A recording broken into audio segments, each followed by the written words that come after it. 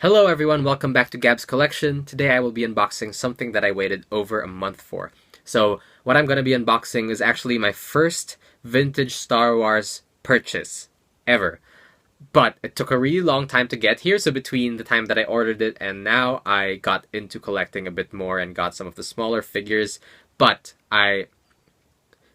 they took a really long time to get here, so between the time that I ordered them and now, I've already acquired a lot of other stuff. But this was my very first purchase, and I'm really excited to finally have them here. So let's get unboxing.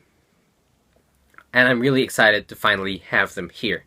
So they are the large size Kenner action figures. So they are Han, Luke, Leia, Chewie, and Ben Kenobi in large size. So they were released in 1978, a year after Star Wars came out, the original Star Wars film. And it did take Kenner a year to start producing toys, but between the time that the film was released and the toys were released, Star Wars just kept growing in popularity, so the public was ready to receive these toys, and I imagine everyone was really excited to finally see these on shelves. Princess Leia, champion of the rebel cause. With her defender, Luke Skywalker. You can swing him into action on his grappling hook. And load Chewbacca's laser crossbow. Star Wars large-size action figures. Up to 15 inches tall and ready for action. Large-size Darth Vader, Chewbacca, Luke Skywalker, Princess Leia, each sold separately from Kenner. Essentially, they are dolls, and I'm sorry if you're one of those people who will fight with me over the difference between a doll and an action figure. If you know your toy history well, you'll know that action figure is just a marketing term used by G.I. Joe to market dolls to boys. So, for me, they are dolls, and there's no difference. I will sort of alternate between calling them dolls and action figures because to me there's no difference at all. I'm very excited to see these figures for the first time. So let's get this box open. Alright, now we have everybody on the table. So let's start with Obi-Wan Kenobi. Now, I'm really impressed with how detailed this sculpt actually is. So it's not a spot-on likeness of Alec Guinness by any means, but it's a pretty good detailed sculpt. So it's got a lot of those tiny wrinkles, a little bit of texturing in there as well. And I actually like this sculpt more than Kenner's Collector Series Obi-Wan Kenobi sculpt. I think that this is a more lifelike sculpt, whereas the late 90s sculpt was a bit stylized, a bit cartoonish, really. And he comes with his Jedi robe. He does not come with the lightsaber, unfortunately. And for all of these, except for Chewbacca, the arms move up and down, and the legs move up and down. Now, this Ben's got a bit of a loose leg, so it would come off if I pulled it. But that's fine, it just sits in there, so you have to be careful with that.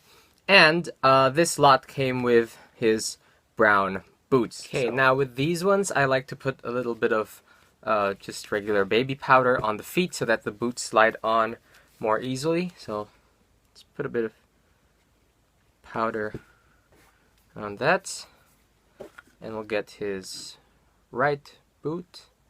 So now I know why the seller didn't try putting the boots on, because it's so difficult. Yeah, I did have to add a bit more baby powder, but that boot went on there. There we go, finally. Okay, he's finally got both boots on. I was able to pop that leg back into a more secure position, so it's nice and tight now as well, like the other leg. Now, they also have click joints at the knee, and just like the old Barbies and some of the 90s Hasbro G.I. Joes, those knees click like that, so that allows for a bit of extra movement, but not much. That's fine. Quite soft as well, and it flows nicely, and it's a much better cloak than what they gave to the late 90s Ben Kenobi in the Collector Series. So that's interesting. And his inner robe flows quite nicely as well, and it's just one piece, so this isn't a separate shirt inside, but that's fine. We never really see him wearing just this shirt anyway. And I believe this figure wasn't supposed to come with a belt, which I find odd, because of course he did have a belt in the film, so I wonder why they didn't give him one. It's an odd choice. Now, we'll set him down there. Here we have our hero, Luke Skywalker. So he is missing his belt, his grappling hook, and his lightsaber. Now this one has a bit of staining on his shirt, a bit of dirt on his hands, on his face, on his feet, It's quite dirty, so I might have to give this a good clean. And his boots also came separate in that lot, so I might just pop them on now. So I'll get that baby powder again. There we go. We have one boot on, and I'll do the other one. There. It goes really easily on once you have a lot of powder on it. Now, there's Luke Skywalker. Arms move up and down. His head moves side to side. Legs move up and down. And he has those click joints in the knee as well. So you can do a bit of a pose here, like he's watching Tatooine sunset like that. So I guess that's what you could do with that knee joint there. So that's pretty useful anyway, even if it is quite limited. But yeah, this Luke needs a good clean. Now, it does kind of resemble Mark Hamill, I would say. It doesn't have the same level of texturing that Obi-Wan has, but that's fine, because he was a smooth, fresh-faced youth. He does have the yellow hair that the smaller Kenner figure had, and he has those bright blue doll-like eyes. Now, this is Princess Leia. She's missing her shoes. She still has stockings in there. She's missing her belt, and she's missing the donuts that go in her hair to make the buns. But I have seen a lot of tutorials about how to redo that hair, so I think it won't be that difficult. It won't be that easy either, but it's not impossible to redo that hair to make them into buns again. So I bought some elastics for that, and hopefully everything goes well. But she's also missing her hairbrush, but I'm not too concerned about that because it wasn't really anything she had in the movie anyway. But the belt, I think I can make a pretty decent approximation of it with some foam sheets and polymer clay, so I'm not too concerned about having to buy a replacement for that. But I did order some shoes online, and they come from China, so it'll take about a month for them to get here. Her knee joint bends a lot further than the knee joints of Obi-Wan or Luke. So she has more of an angle there, must be because her leg is thinner. Another interesting thing is that Leia swivels at the waist, while the other ones do not. So I don't know why they didn't just let the other ones swivel at the waist as well, but these don't have any swivel joints at the waist, so that's something. It's a pretty good likeness of Carrie Fisher, I'd say, especially for the 70s. And she's got a little dirt on her nose, but her makeup still looks bright and hasn't rubbed off much. So once I give that a little bit of a clean, she should look quite good. Now we have Han Solo. Han Solo and the Stormtrooper. You'll never find the planned Stormtrooper. Thanks, Han. I didn't get this medal for nothing.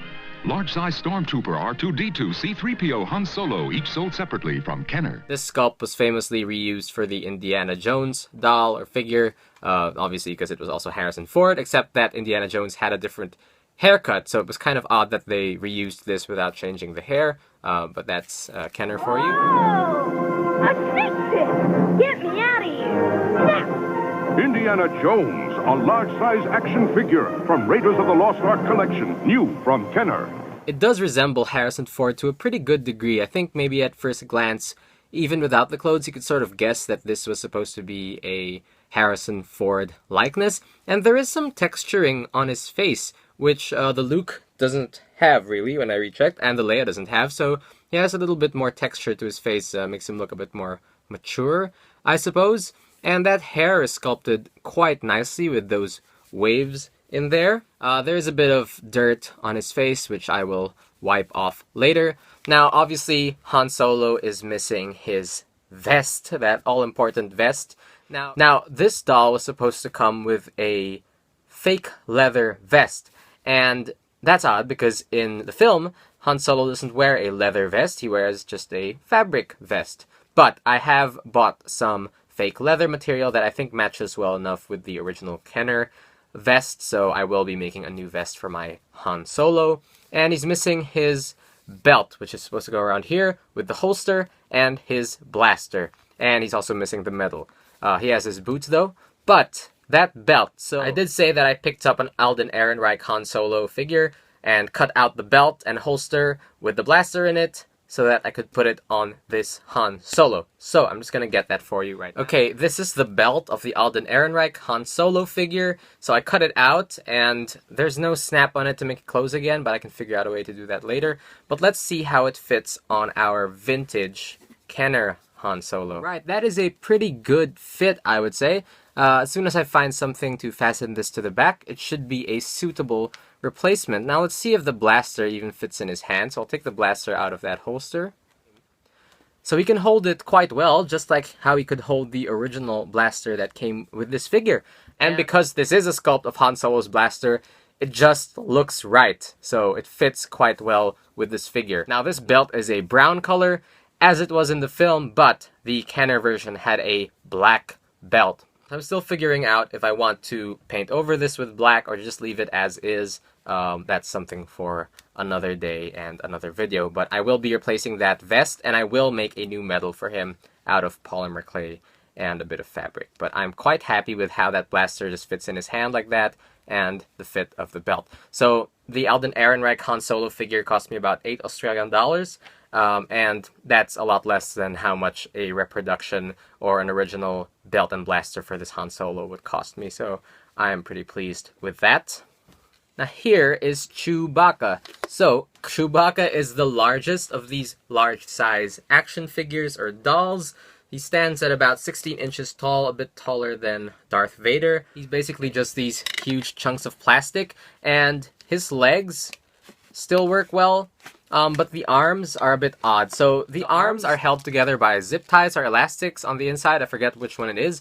And this one seems a bit odd. So when I pull his right arm up like that, it swings back like that. And that's not just gravity, so I'll show you that. Even if I pull it back this way, it just wants to swing that way. So I don't know what's going on inside him right now, but that's something for me to watch out for. I don't really know what else to say about this. So there is some good paint on his face there. That's still intact and looks clean. Almost looks as good as new. I really wish they did some variations in the color of his fur, because in the film, of course, he does have some grays and some blacks as well on his fur. But this is just mostly unpainted plastic with that painted face. But that's fine. Now, I did buy a reproduction bowcaster for this Chewbacca a couple of weeks ago with my Boba Fett and Darth Vader, and I reviewed it in that video. Right. This is the reproduction bowcaster, so this is a 3D printed reproduction, and I talked about it in an earlier video. And we'll just see how it fits in Chewbacca's hand. So it should fit really well. I'm not actually sure how he's supposed to hold it, so I can get him to hold it like that, but that's a bit odd. Now, I'm assuming this is the right way for Chewie to hold the bowcaster, so that's just fine there. Now, Chewie is also missing his bandolier, and instead of buying a reproduction, I thought it would be best if I just made one myself, because it is quite simple. All I need is a strap, so I can make that out of foam. And the satchel itself, which I can make out of polymer clay quite easily. Same with those little cartridges. Quite easily make those out of polymer clay. Now, the sculpting on Chewbacca is really detailed, so it's a shame that they didn't try to highlight it with some paintwork, maybe like a wash or something. But you can see a lot of sculpted detail there if you look really closely, but if you go from afar, you can really hardly see that detail, and that's a real shame. He has sculpted toes as well, with those toenails, and some of his fingernails pop up from underneath that fur over there. And on the face, there's a lot of sculpting there. The teeth are individually sculpted. So this is a very detailed figure in terms of sculpting. Now, I bought one more of these large size figures that did not come in this box. I bought it from a seller in my local area, and it's this C-3PO. Separately, with movable arms and legs, C-3PO. And 3PO himself is quite well sculpted, so all of the little details that you can see on him in the film are present in this figure. All the little wiring there as well, and it's really impressive. I'm really impressed by this 3PO in terms of sculpting. One thing though is that his arms go straight down like that, whereas, as you know in the movie, they would be angled sort of like this, because that's how he always held his arms. So it's a bit odd that probably Kenner didn't know that he was always supposed to have his arms like this, so now he just has his arms straight down like that. And that's the same with the smaller 3PO figures by Kenner as well. But for the 3PO in the late 90s by Kenner and later the 3POs by Hasbro, of course, he always had his hands like this, as he should.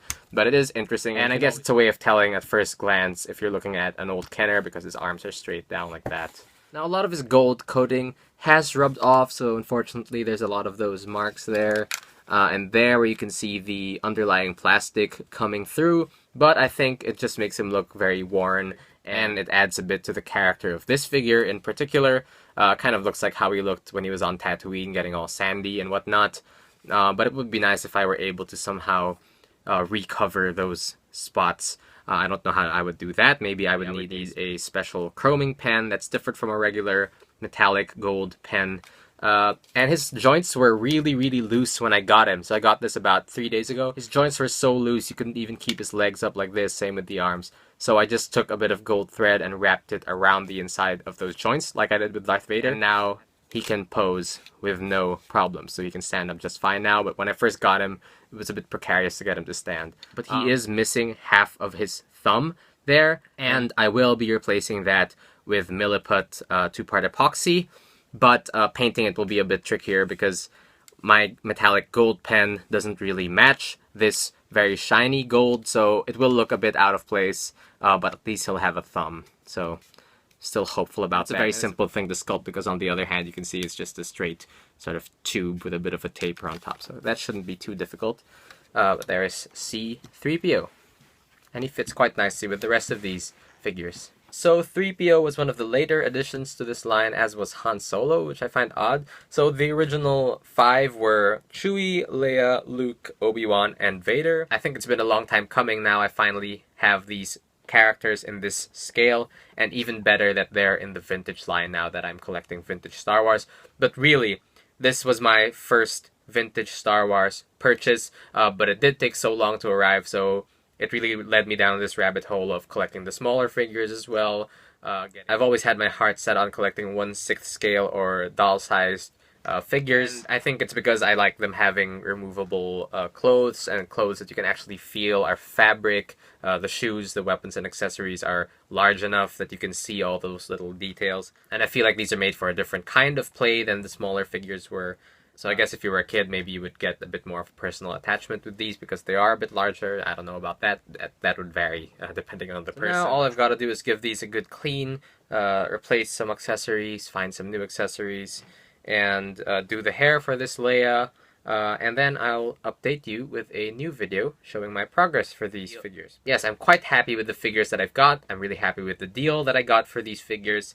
And thank you all for sticking with me through that video. That video was a really long time coming, and I was really thinking for a month about what I was going to say about these figures. I was really excited about receiving these figures, and they did not disappoint. So they are in reasonable condition. There is a lot of dirt on them, but that can be cleaned off. So they survived their really long journey from the US. The box was a little beaten up though. It wasn't packaged as well as I would have liked, so there was a lot of shifting around, but thankfully that didn't damage the figures at all, and I will be cleaning them up and replacing some bits as I go along, and I will update you when that happens. But let me know if you have any suggestions for how I should fix them up. Let me know if you have any tips and tricks about the Leia hair. Let me know also if you have some spare parts that you're willing to sell to me. I need Luke's belt and lightsaber. I need Obi-Wan's lightsaber. So if you have one of those lying around, get in touch with me. But other than that, I have nothing else to say. Thank you.